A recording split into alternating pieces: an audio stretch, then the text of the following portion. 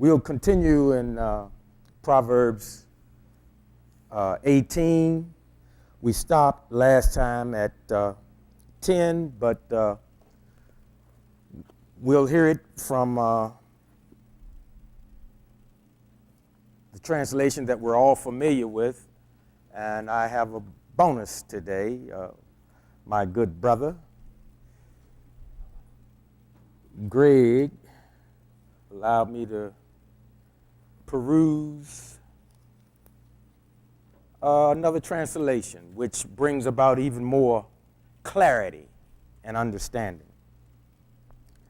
Give an ear. Through desire, a man having separated himself seeketh and intermeddleth with all wisdom. A fool hath no delight in understanding, but that his heart may discover itself. When the wicked cometh, then cometh also contempt, and with ignominy reproach. The words of a man's mouth are as deep waters, and the wellspring of wisdom as a flowing brook. It is not good to accept the person of the wicked, to overthrow the righteous in judgment. A fool's lips enter into contention. He can help me teach.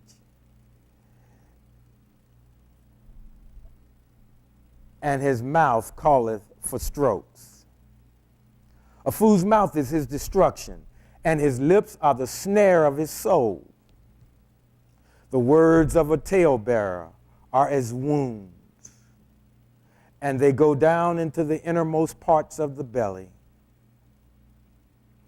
He also that is slothful in his work is brother to him that is a great waster. The name of the Lord is a strong tower.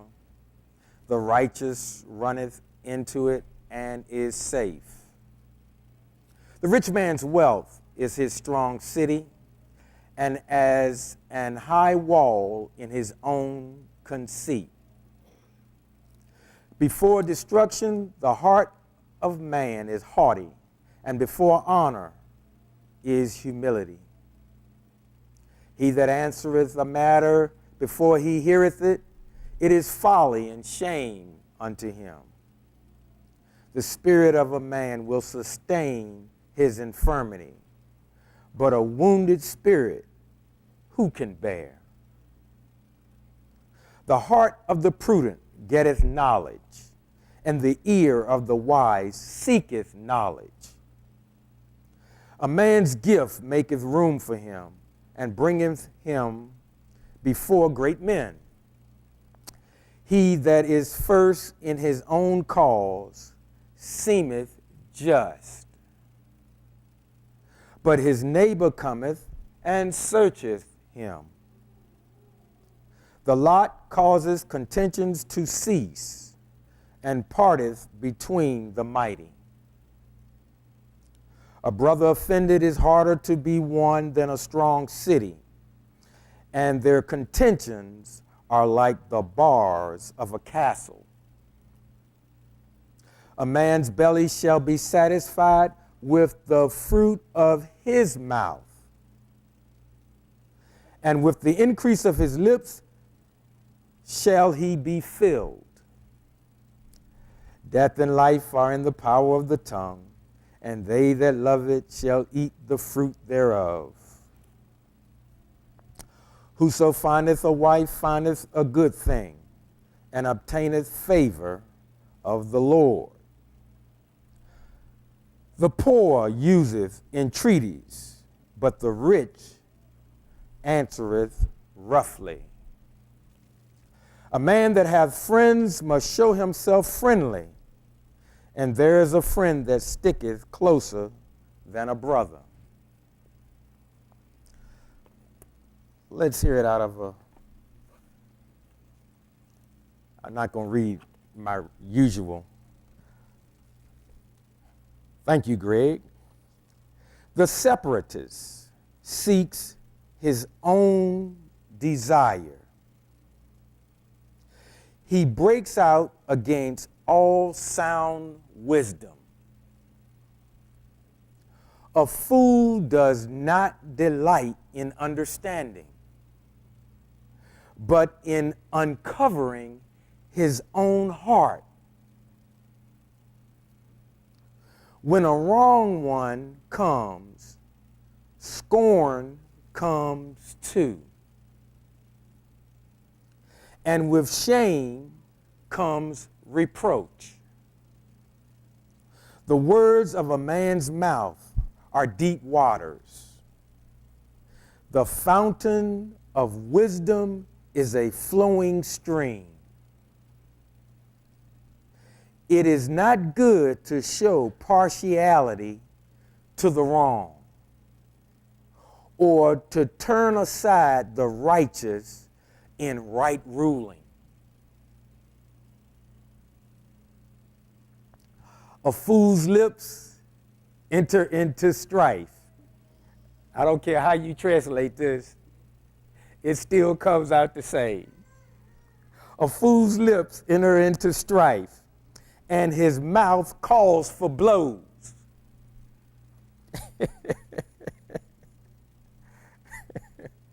A fool's mouth is his ruin, and his lips are the snare of his life. The words of a slanderer are like delicacies, and they go down into the inner parts of the heart.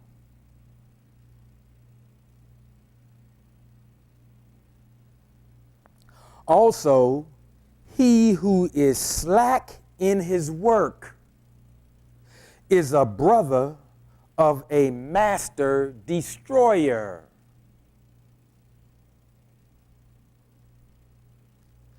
The name of Yah is a strong tower. The righteous run into it and are safe. The rich man's wealth is his strong city, and like a high wall in his own imagination. Before destruction, the heart of a man is haughty, and before esteem is humility. Now remember, humility is not what we've seen in times past. That's not the guy that's walking around with a sign, "Kick me." That's not being humble. That's being stupid. A humble man will do what is necessary, what has to be done, whether he likes it or not, whether he's comfortable doing it or not. He'll do it because it's the right thing to do. That's being humble. It is not being a doormat. It is not putting up with stuff for the sake of false peace. False peace is not peace.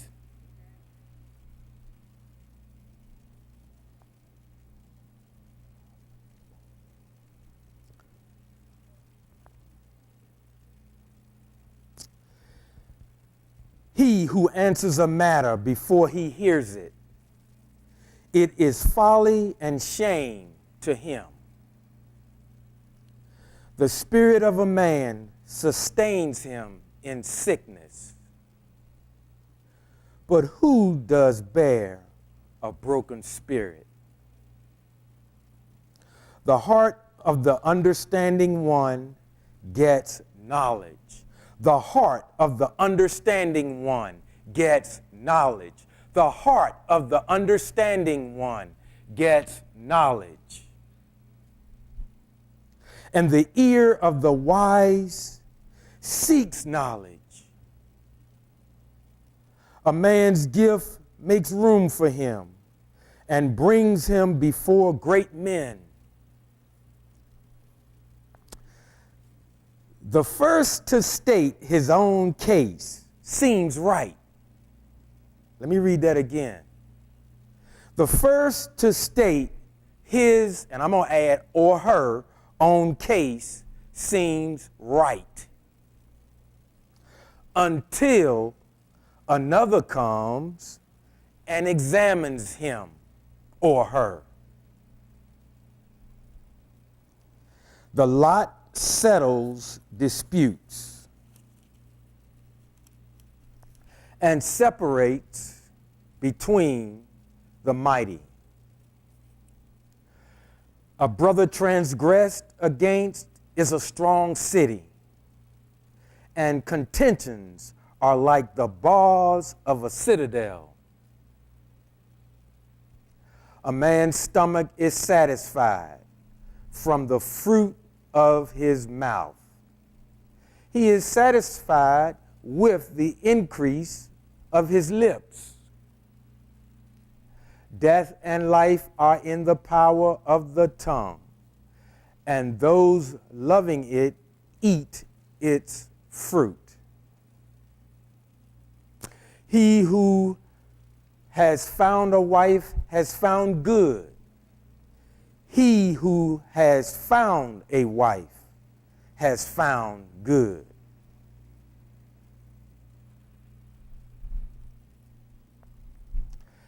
And receives favor from Yah.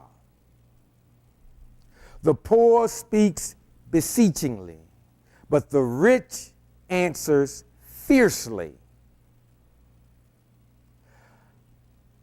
A man of many friends might come to ruin, but there is a loving one who sticks closer than a brother. I'm going to stick with this translation today, and I'm really grateful for it, and I've already put in an order. Leave that stuff alone.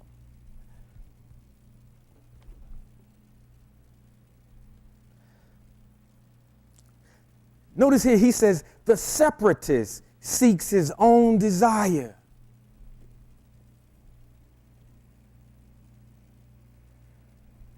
The separatist not only divides and demolishes friendships,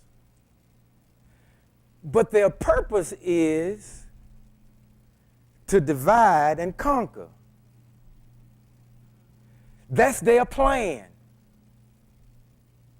That's their plan. And it's done a lot of times by some people use misdirection. They throw this hand up, but really what the hurt is going to come from this hand. They may start a disturbance over here so that it takes your eye off of their real plan, which is to come around to the other side. See, people can be wonderful. They can be loving. They can want to do, they want to do right. Most of us have that in us. Most people really want to do what's right. Most people want to do what's right.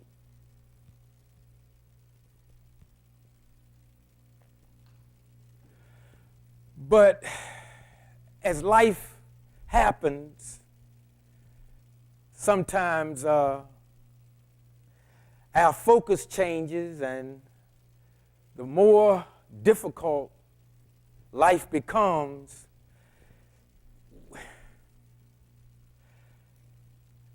we start taking shortcuts.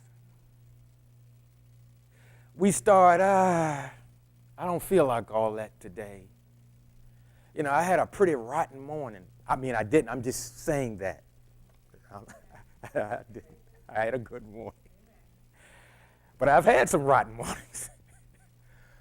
But this morning I didn't. I had a good morning. But I'm using this as an example. And a lot of times when our day is not going well, it colors our entire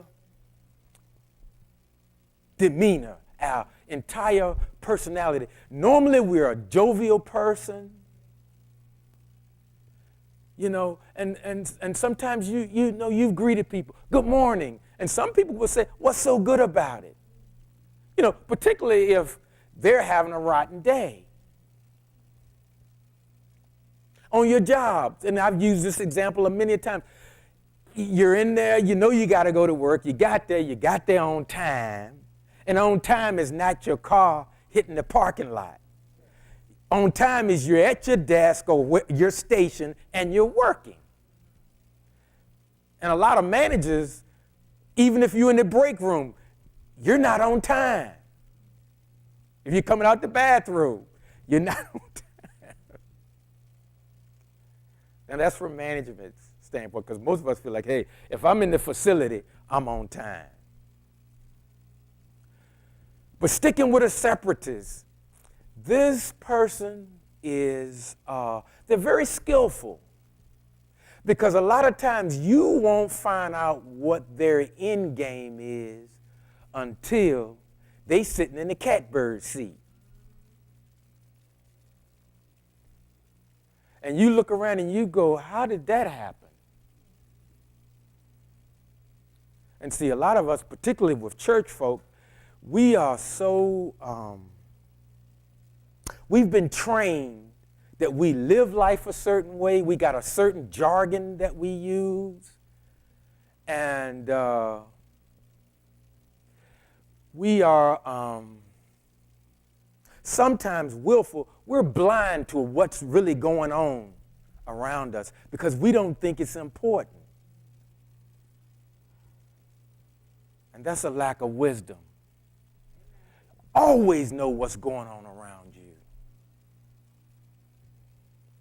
When I'm out dumping those big carts, 4 o'clock in the morning, and I walk out in that parking lot and it's dark out there, you best believe I'm looking and listening for any and every.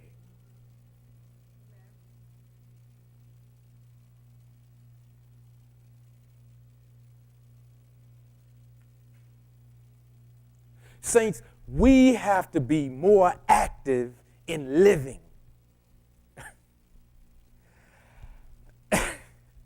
Get out of the rut that you're in. Life is not as simple as we wish it were. We all wish it was simple. We all wish that, you know, if I do the right thing, things will go well in my life. And a lot of preachers will tell you, yes, yes, amen. No, let me tell you. Challenges on everybody's list. Challenges, life's challenges, got every one of our names on it. And nobody's exempt from challenges in life. Don't care what it is you do. Don't care how rich, how poor. You got some challenges, and those challenges are for you. They're not for me. My challenges are not for you. And here's the thing about challenges, saints. Sometimes the Most High brings these challenges because he wants some me time with you. He wants some me time with me. He wants some me time with us. And he's the only entity in creation, and I just use that word because I don't know what else to call him. But he's the only one that can have an individual relationship collectively at the same time. We can't do that. Now, I know, let's get a group hug. You know, we try to, you know, people do what they call a group hug. But he can have an individual hug with every one of us and all of us at the same time because he made us.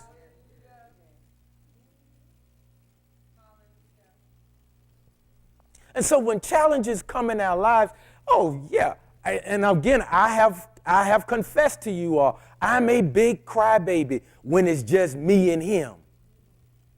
But I hope that I carry myself in such a way you all don't ever catch me doing a lot of whining.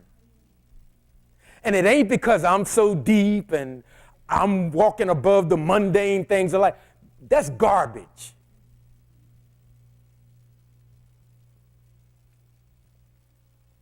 I don't do that.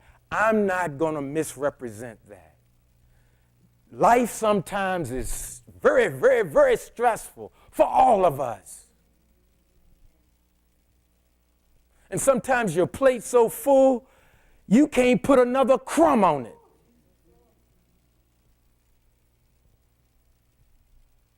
But he's there to help you. He's there to help every one of us. And he will show you, you give this back to them. You had no business over there anyway.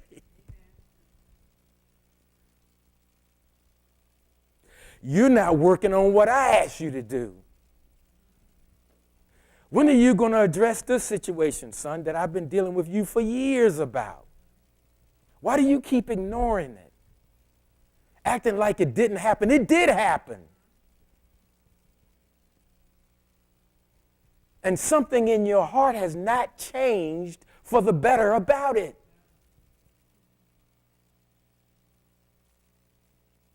Now, you're going to have some problems with these challenges until you deal with this other matter. See, we, in our simple way of thinking, we always think 1 + 1 is 2. That's not the kind of math he does. And again, I'm not saying this as if I'm some authority of, I'm just part of the created. I am not an expert on the Creator. There are none.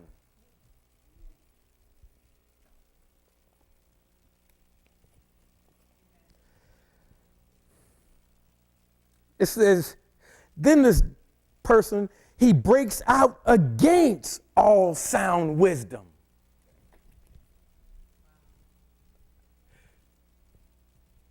You're separating people, you're putting them in different camps. You're causing a lot of strife. You don't want to hear wisdom because you're only concerned about what's in your own mindset. You think what you got to do is paramount to everything. And it's folly. And it leads to destruction. And they are so blinded by their own ambition, they'll take you right with them. They want to lead. And they haven't learned how to be a good follower. And they want to lead. What sense does that make?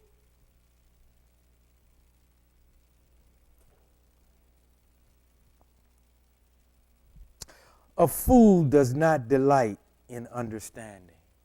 Man, I wish he'd move on to something else.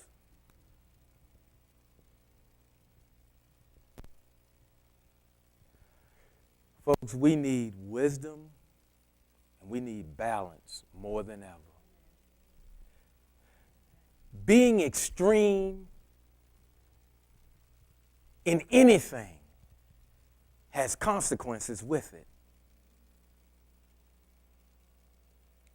Learn how to be balanced. See, there's a time for just about everything. Ecclesiastes talks about that, which is another what? They give Solomon credit for that. And this cat, he had it all. Now, a lot of the so-called scholars, they talk pretty bad about him. And yeah, he made some bad decisions, but who in here haven't? Who in here hasn't? I'm like, we are amazing sometimes. We look at other people, and particularly people that are in the scriptures, and it's like, well, if only he hadn't have done this, what would you have done? And did you ever stop to think that there's a reason you weren't there?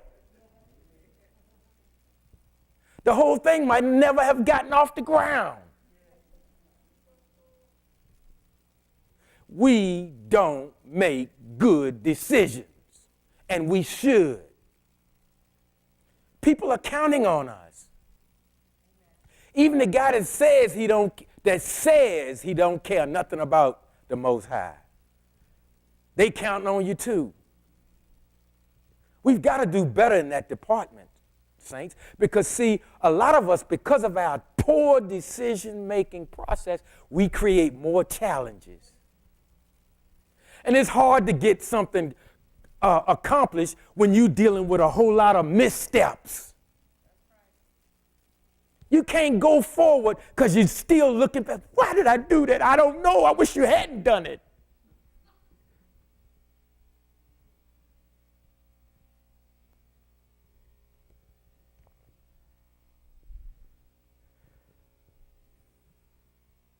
I've told you before, time is your most precious commodity.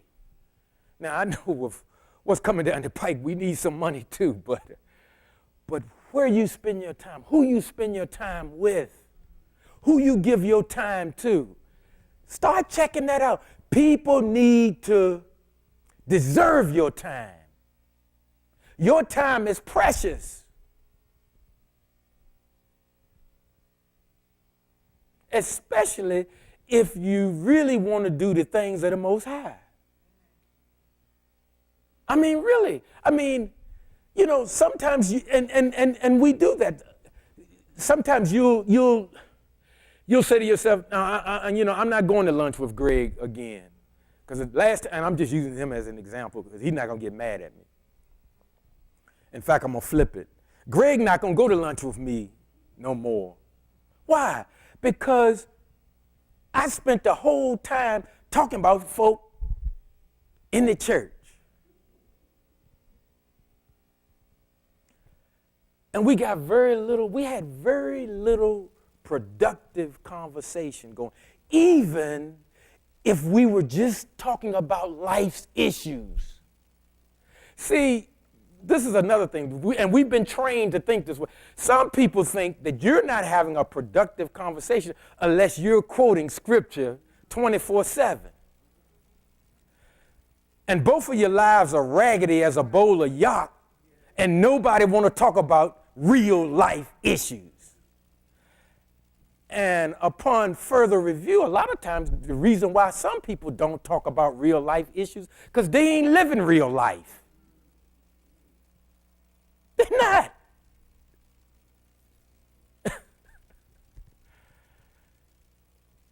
How can you help people? How can you help people? A man is drowning.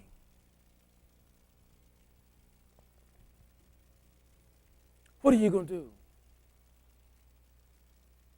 Well, Barry, I can't swim. Okay. Well, can you go get a branch? Can you go get a stick? Can you call for help? There are a lot of things you can do. A life may be lost if you don't act quickly. And somebody say, oh, well, man, I'll just start praying and maybe God will send one of their angels down and they'll lift them up. Oh, shut up. Stop that. That's a real situation.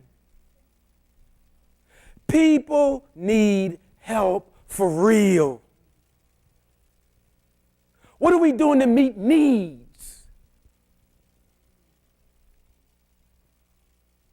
Brother, I'm hungry. All right, hey, well, look, let me bring you to my church first. We're going to sit through the thing. Oh, man, and our choir's dynamite. You got to hear them.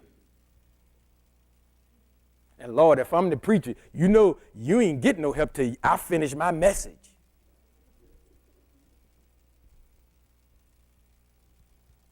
We need to stop that. Brother, I'm hungry. All right, man. I can get you a burger or something, you know. And then while you're meeting that need, and even then, listen, that's somebody's son That's somebody's brother. That's who he is. You know, he might be homeless. But he got here some kind of way, and he got here the way most of us got here. A man and a woman got together. That's how he got here. That's who he is. And even in the scriptures, have you ever noticed, you know, they talk about so-and-so begat. That's who they were. Then they talk about what they did. But what they did didn't change who they were. See, we need to really understand who we really are. I said we are human beings, not human doings. And he made us that way. Why do we keep trying to circumvent? Well, I mean, I know that's how you made me, but I'm reaching for the stars. Your house burning down. Your wood rot. Your grass need cutting. Wake up. Oh, gee. A fool does not delight in understanding, but in uncovering his own heart. Some people are just dealing with, hey, I got my own agenda. This is what I'm about. This is what I'm about. You either get with the program or you get gone. And people, that's the way some people feel. That's trouble, saints.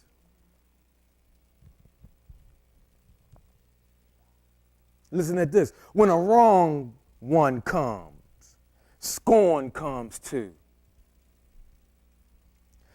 And with shame comes reproach. The words of a man's mouth are deep waters. The fountain of wisdom is a flowing stream. And see, don't let your level of understanding become stale. You need to cultivate that thing. You know, some of you are gardeners or farmers. Every now and then, well, you got to get in there and kind of work with the soil a little bit. You know, if you got trees, every now and then you got to prune the trees. You know, oh, I done planted them now. Just look at them. Well, you got to do a little something to help it to, you know, bring about more fruit. See, we've got to engage more in life. That's what Torah was written for. Torah was written for us to live life, not just recite it, not just impress with one another with what we think we know.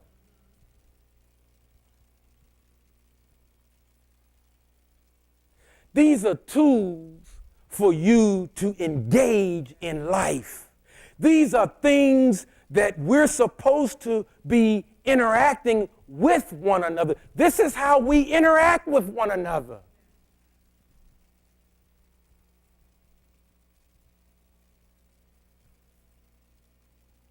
You know, and I know you all are tired of hearing me say it, and I'm not saying these things to frighten anybody. I just want the everyday guy to be as informed as he or she can be, so that we can live a proactive life and stop living a reactionary life. Oh, my goodness.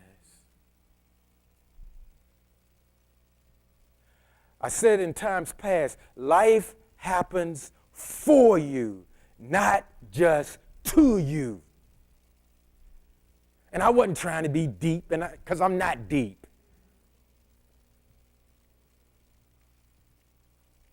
But we need to get more and more engaged in it, because people need our help. A lot of people don't know what to do. And there are a lot of talking heads. And when they come to you, they need something sound.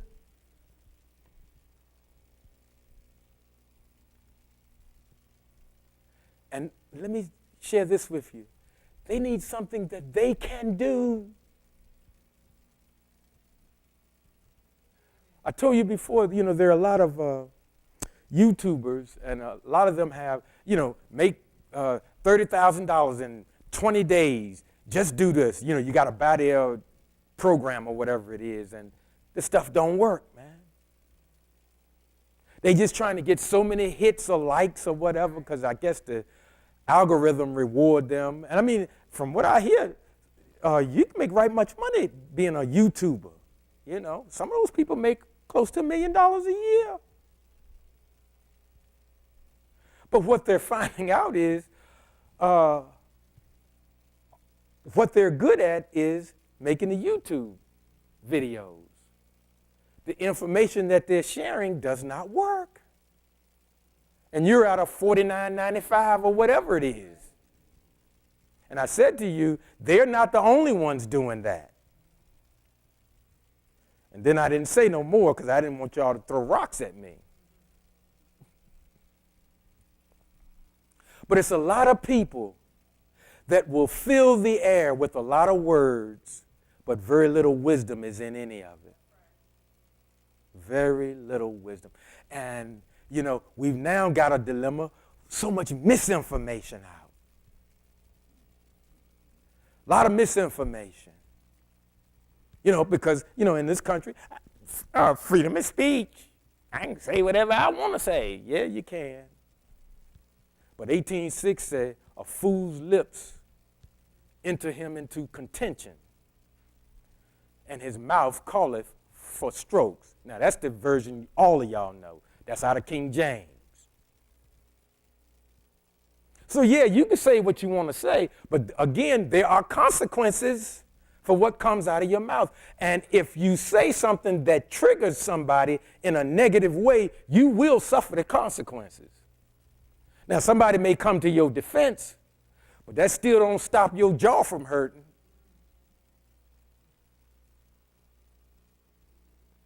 And we need to think about this. We need to stop thinking that I can say whatever I want to say to so and so and so. I'll get right up in their face. Don't do that. That's dangerous. Especially when you can't fight your way out of a wet paper bag. Why you got so much mouth? And even if you're fearless, I fear no one. Okay. So you're willing to get your siblings or your parents or somebody into some confrontation because you can't control your lips? See, again, think about other people. And if you ever had friends that you really can't go anywhere with them because, a fight might break out. Go to a restaurant, something wrong with the food. I like the way the waitress looked at. Oh, please. And let me ask y'all something, particularly sisters. Don't get mad. Well, you can get mad. I can't stop you. When it's a group of y'all, 3 or more, and y'all in a restaurant, why does somebody always have a problem with the waitress or the waiter? Somebody in the group don't like the way something went down. I mean, my gosh, you at McDonald's.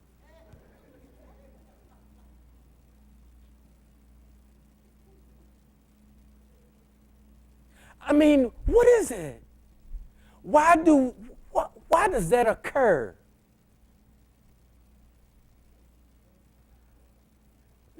And that obviously this occurred before all of this craziness got started. But I mean, I sometimes would be at lunch and I might be out with a client, and you hear all of this ruckus and stuff, and you look over there and it's a table full of ladies. I guess they on their lunch break or something, and they giving that waiter or waitress somebody in the group, and I'm like, Why do we do that? I had that happen to me one time. I took the underwriting department out for lunch. And the same individual that used to irritate me because they were always asking questions that had nothing to do. When we're at work, work should be your priority. You don't be asking people a whole lot of personal stuff. That's why it's called personal. But be that as it may, trying to, be a good Christian. Okay, come on. I'll carry y'all out to lunch. And of course, this individual, something was wrong with their food. They thought the waitress was acting. I said, I didn't say anything. Paid for the meal. Got them back to the office. Went over to her desk. I didn't use profanity. I didn't.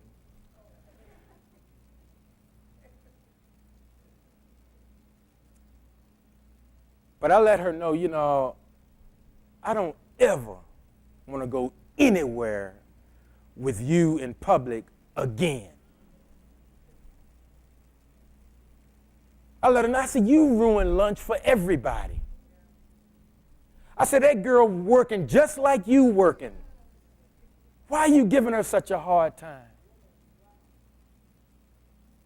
Even people even when you're dating, you want to know what the person's like? See how they treat the so-called help when you're going somewhere. You're going to get a rental car or something. See how they talk to the people behind the counter. That tell you a lot about people. That's right.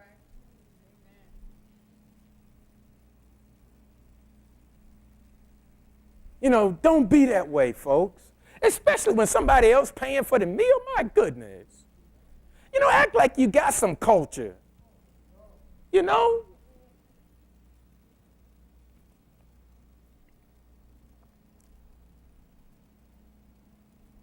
Listen to this.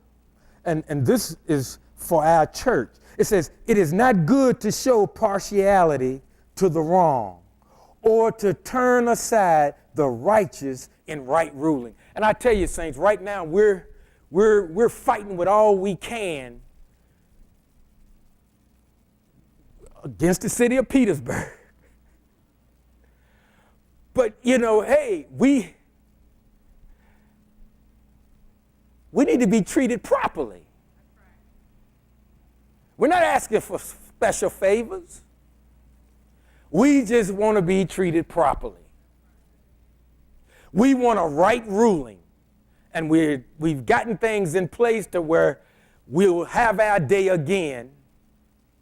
And I just pray that everything goes well for us, because we need our money back. But see, all of this, see,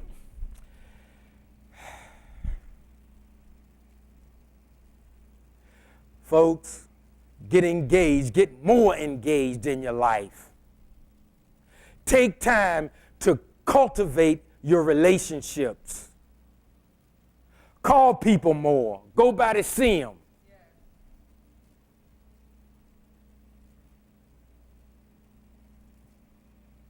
Those things are important to the Most High.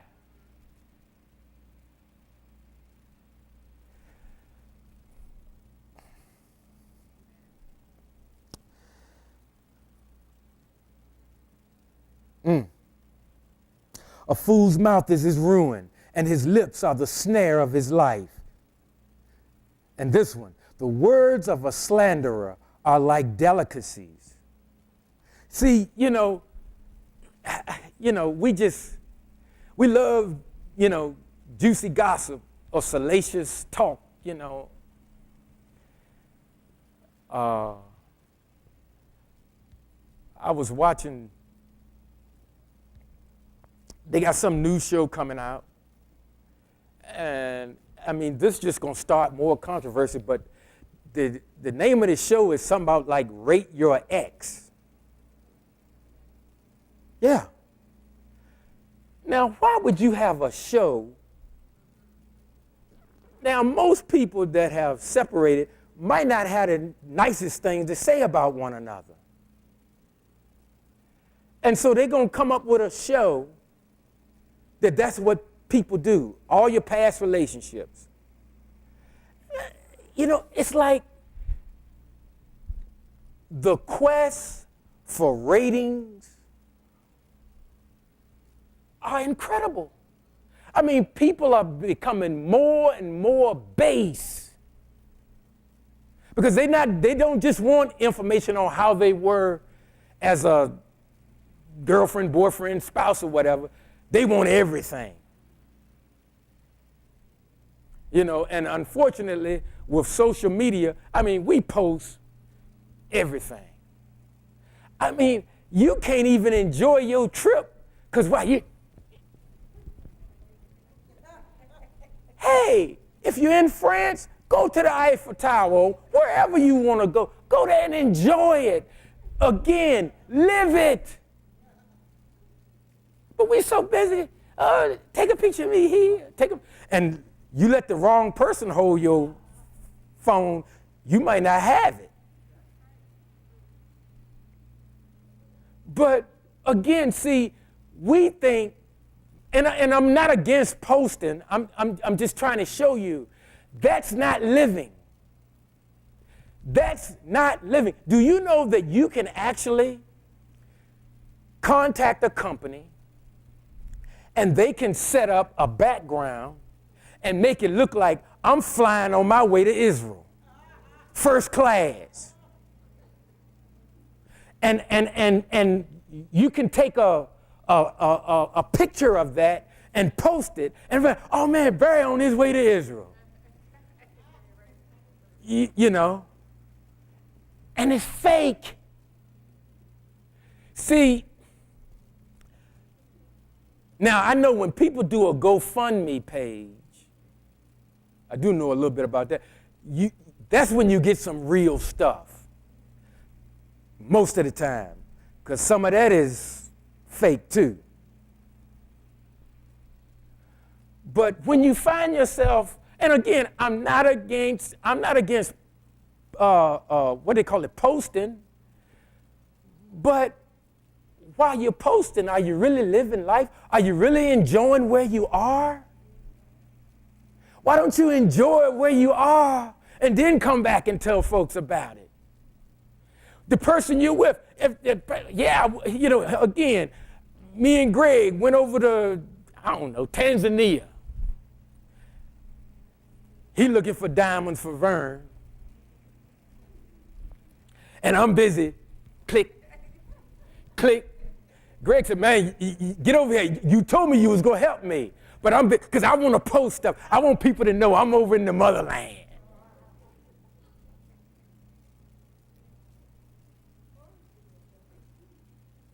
I mean, how many of you gone on trips and done stuff and you don't even enjoy where you're at because you're taking 100 pictures? We don't need but one or two. And the point I'm trying to make is, are you really living at that moment?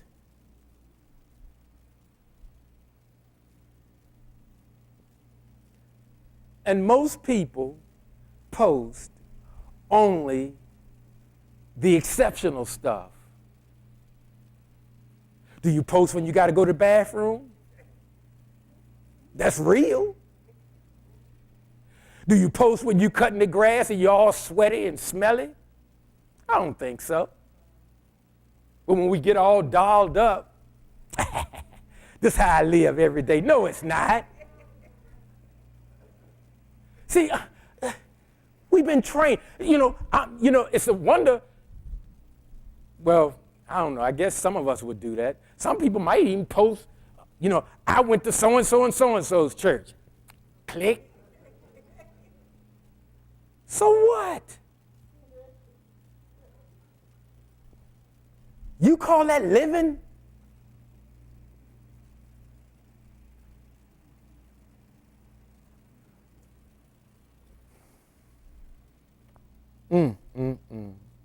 The words of a slanderer are like delicacies, and they go down in the inner parts of the heart.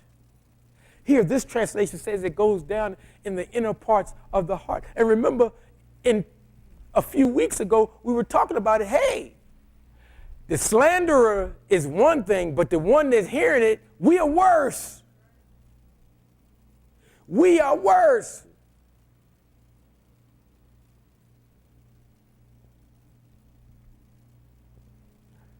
So, you need to take a look at that person that's constantly, oh, Greg, I got something to tell you. Barry, look, I hear Vern calling me. I got to go. Because after a while, you start realizing, hey, every time it's something salacious, here come Barry.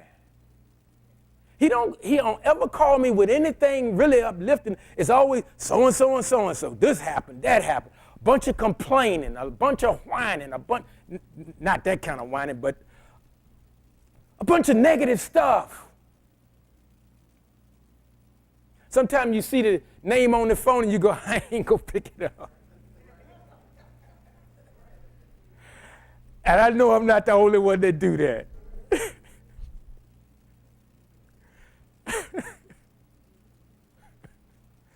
Because most of us, we got a few people that regardless of how we feel and regardless of what we feel about the person at the time, if they call us, we gonna pick up. But it's a whole lot of people. They call, you be like, that phone gonna ring.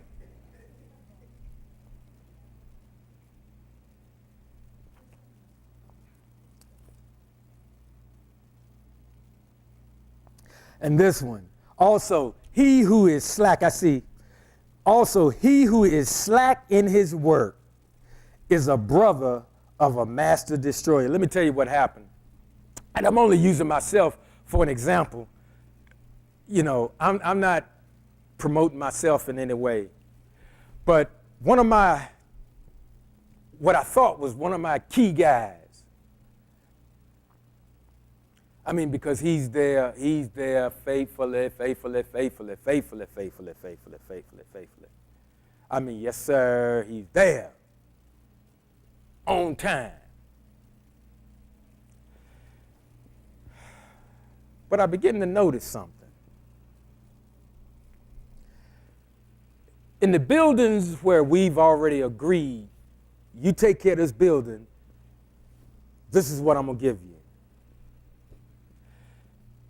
His work performance is different in that building versus when we had bow tie, and it's how many hours it take, it's this amount.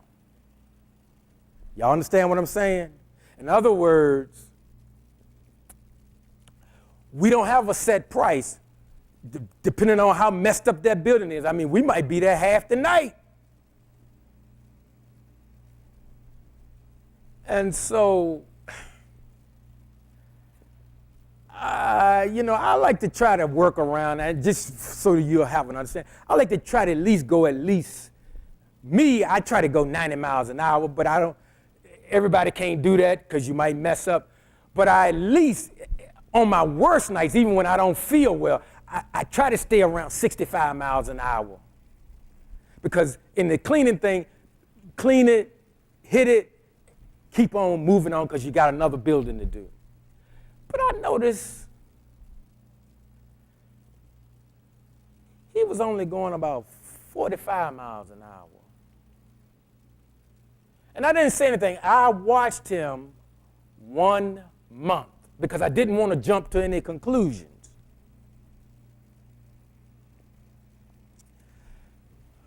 My nephew worked with him 3 days. And he said, Uncle Brad, I need to talk to you about something. Because he used to hear me rant and rave about, oh man, this and that, and this and that, and that and this, and that and that. And he said, look, he said, he's slow.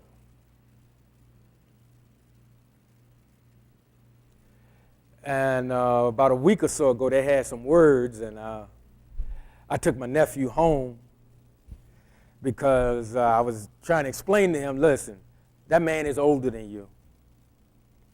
And yeah, you were right in your assessment, but, hey, and he didn't use profanity or anything, but he was, the real green in him came out, and I couldn't say a whole lot because I got some of that in me too.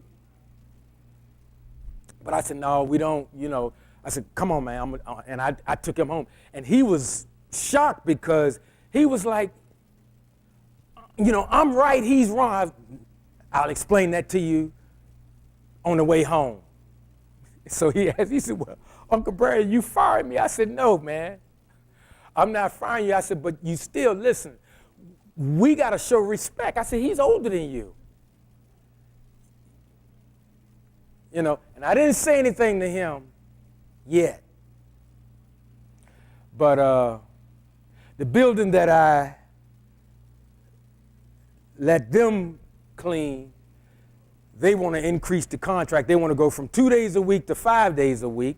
And so guess what? I'll be coming down there 3 days out of the week now. And then we're going to have a conversation. And I was just trying to show him that even when you're right, you still got to watch how you say stuff. And I told him, I said, don't get it twisted.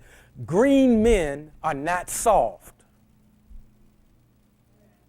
We really aren't. I mean, I know I'm not. It don't take much to provoke me before I'm really ready to fight, especially when I think you should know better.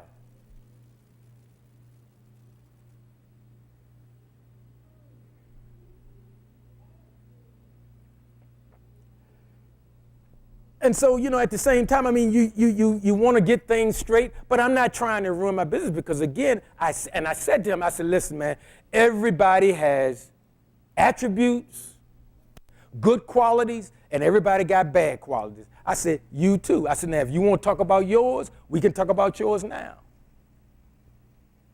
He didn't want to talk about them right there. He was all right once he found out I wasn't go get rid of her. I said, man, you family. No, I said, no, I don't fire family. In fact, I think my brother Danny has quit on me 20 times more than anybody all put together. But he's family. He's family. And he will be family till I shut my eyes. Because I really understand family.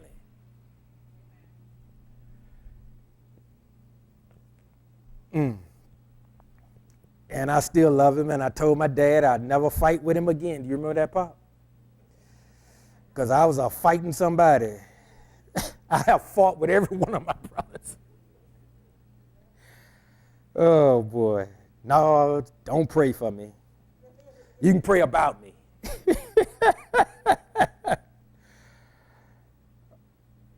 Oh. But he who is slack in his work is a brother of a master destroyer. Folks down there, and I'm going to close with this, down there, because I see the thing running out. Down there at Bowtie, they used to have a lot of young people that look like me. Well, let me tell you something. If you're looking for employment, get out there and pick something now. Get there now.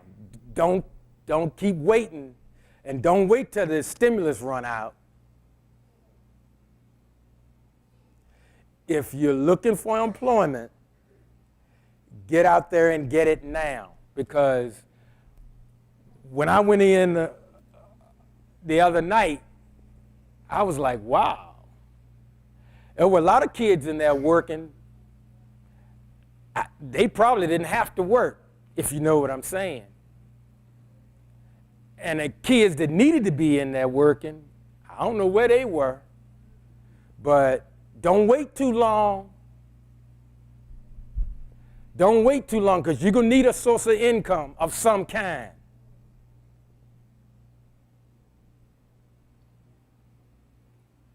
I'm going to close, Reg. The next time I get the opportunity, and I do consider it an opportunity to come before you, golly, I ended up at 10 again. Thank you. Thank you for your time. God bless you. Father, will you come?